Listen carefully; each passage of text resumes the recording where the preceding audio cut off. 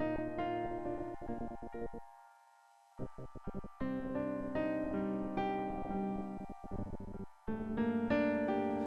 can hardly believe it. Your mother walking again after all these years. It's just a miracle. The operation's been a complete success. And to think, if she hadn't read that article on Dr. Hartman, she would still be sitting in this thing. You have much more to do. No, I'm nearly cleared.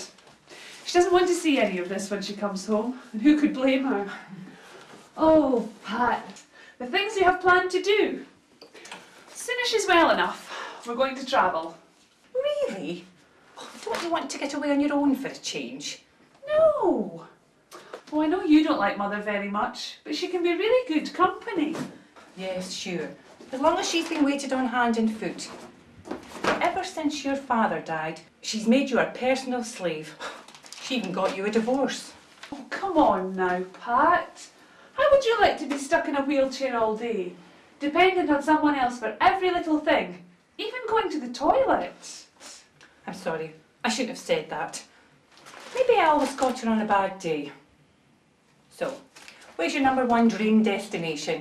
Oh, you shouldn't even have to ask. You know I've always wanted to go to Paris. Oh, Paris.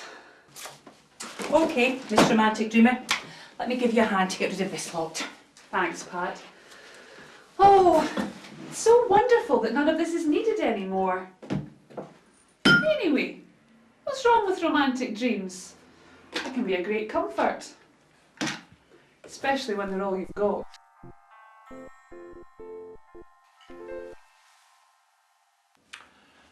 Thank you, Kathy. That was a lovely meal.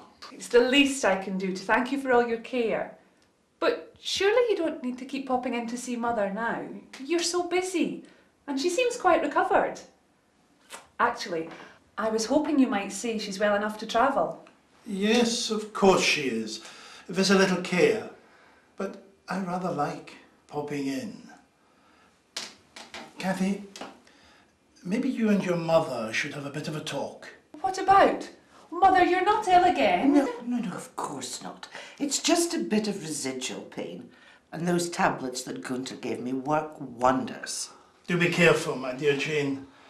I know they take away the pain, but too many may affect your heart. Well, you know all about my heart. Do you know, Kathy, I don't believe I will take coffee. I have a patient I would like to check up on. Of course, Dr. Hartman. You're so caring. I can't believe the number of times you've called in to check on Mother. I'll see you out. Goodbye. Goodbye.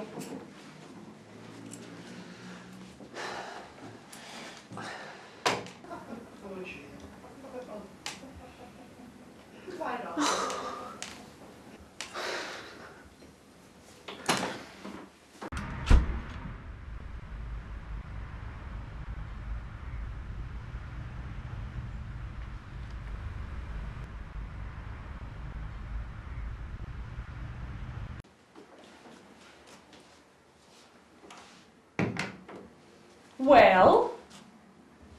Well, what? Oh, Mother, I know I have been remarkably stupid, but the penny has finally dropped. So now I'd like to hear all about it. What a lovely romantic story. You look so happy. I am. Very happy. But I'm rather tired now. I'll tell you all about it in the morning. Oh, Mother, you can't keep me in suspense all night. Sit down. Do tell, Mother. I can't wait to hear all the wonderful details. I'm so happy for you. I can hardly believe it myself. You see, when I checked into the clinic... Oh, for goodness sake, girl, you look like a wet weekend. You look as if you've been up all night. For your information, I have been up all night. For the past 3 nights. Ever since you told me, and I still can't take it in. After all these years, I've just been tossed aside without any thought. Like a pair of worn-out shoes. You're just sulking because Mummy's going to Paris without you. Paris, it was our dream. Well, some people's dreams come true, others just don't. That's life. Oh, very profound, Mother. And I don't feature anywhere in these plans. This is as good a time as any for us to part company. It's about time you got out and did something for yourself, instead of hanging on to the back end of a wheelchair pretending to be indispensable. But I can't go anywhere, can I? Because apparently we're selling this house and I have to stay here and show prospective buyers around. Wrong, Kathy. I'm selling the house. And if you expect even a minuscule allowance to live off, you'll stay here and get the best price for it. Meanwhile, I'm going to Paris.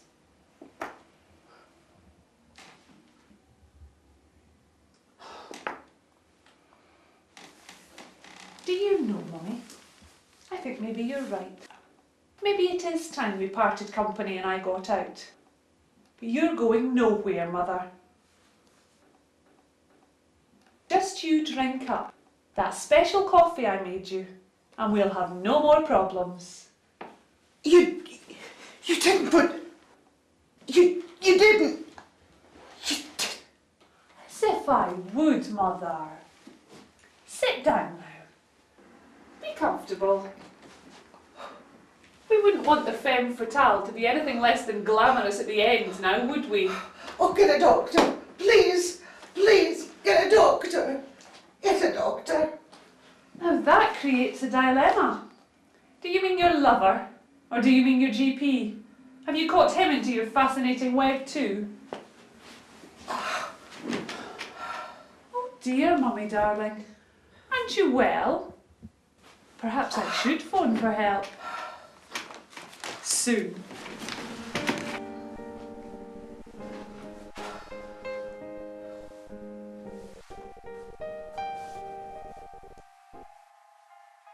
I'll look in tomorrow. Are you sure you're okay? You just don't seem yourself at all. I'm fine, really. I've just got some business to finish off here, then I'll pop into the lawyers and see what's what. Bye now.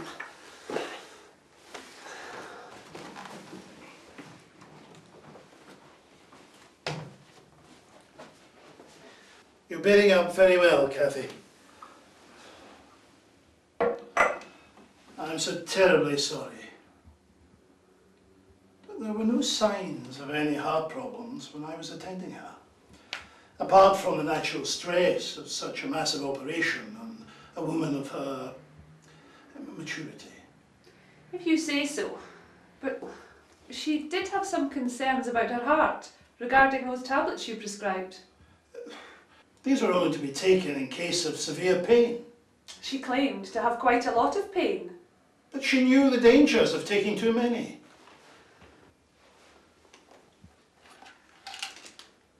What a pity you didn't make that clear on the bottle. It only says to be taken as required. And of course, I wanted her to be comfortable. You stupid girl! This will have to go to the police. You have probably caused your mother's death. Probably.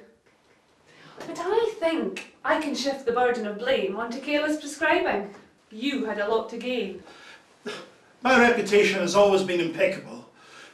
It has been, yes. Such a pity your career has to end on such a down note. Are you all right? I do hope this hasn't been too much for you with your own heart problems. I'm fine. I'm fine. Did you give her all of these? Of course not.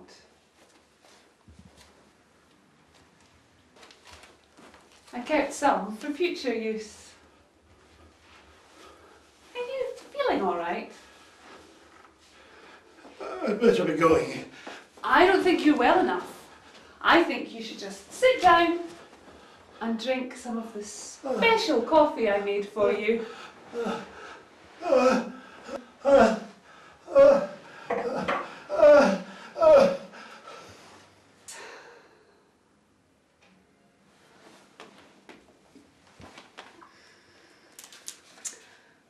Paris.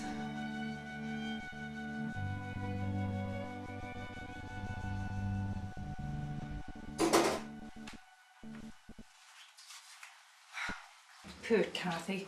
Oh, what a dreadful time you've had. And now the police are making further inquiries. Do you know, they actually had me followed here. Surely not. Well, they did. Thought I wouldn't notice. It's that woman walking her dog down there. Well, there's a street cleaner too. They take it in turns. Damn nuisance. I want to go on with changing things. Changing what things? My whole life if I can. Cathy, this is serious. 2 sudden deaths and both closely connected to you. Oh, it does look bad. They can't prove a thing. I have to know. Did you have anything to do with their deaths? Of course I did. But they'll find out. You'll get a life sentence. Every poison is traceable. They'll find no trace of poison in those 2 corpses. They died of their own imaginings. They died of fright. So sure. Oh God. Oh my God, what have I done? What are you talking about? Forgive me. Please forgive me. I was so sure you had done it. And?